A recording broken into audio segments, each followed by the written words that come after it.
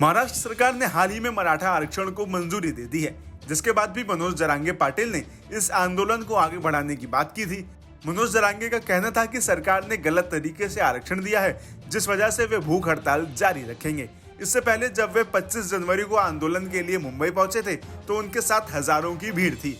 मनोज पाटिल के साथ जबरदस्त भीड़ के बाद महाराष्ट्र सरकार पूरी तरह से बैकफुट पर आ गई थी और उनकी मांगों को मानने के अलावा सरकार के पास कोई ऑप्शन भी नहीं था। लेकिन देखते ही देखते सरकार के सिर चढ़ के बोल रहे मनोज जरांगे पाटिल का वर्चस्व धीरे धीरे कम होने लगा और मराठा आंदोलन की टेंशन से भी भाजपा मुक्त होने लगी। लेकिन आखिर ऐसा क्या हुआ? दरअसल इसकी शुरुआत मनोज जरांगे पाटिल के एक उकसाने वाले बयान से हुई थी। उन्होंने डिप्टी सीएम देवेंद्र फडणवीस पर आरोप लगाया था कि वे उनकी हत्या भी करा सकते हैं। इसके अलावा उनके खिलाफ आपत्तिजनक बयान देते हुए उनके घर के घेराव की भी धमकी दी थी।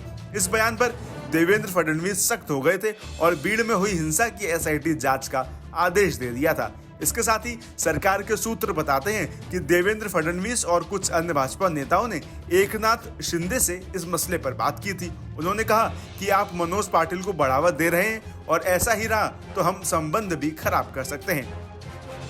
वहीं बीजेपी के एक नेता ने बताया कि हम में से ज्यादा लोग मानते थे कि शिंदे के साथ मनोज जरांगे पाटिल के आंदोलन को समर्थन कर रहे हैं।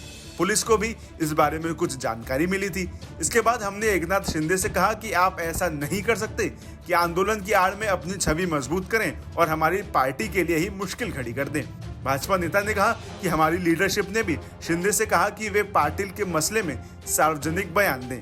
जिसके बाद एकनाथ शिंदे ने मनोज जरांगे पाटिल को चेतावनी दी कि वे हद में ही रहें, उससे बाहर निकलने पर एक्शन लिया जाएगा।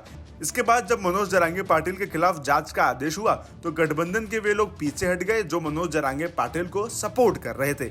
ऐसे में सियासी गलियारों में खूब चर्चा हुई कि इस तरह बीजेपी ने मनोज जरांगे पाटिल को भी हैंडल कर लिया, इसके साथ ही विपक्ष को भी बैकफुट पर ढकेल दिया।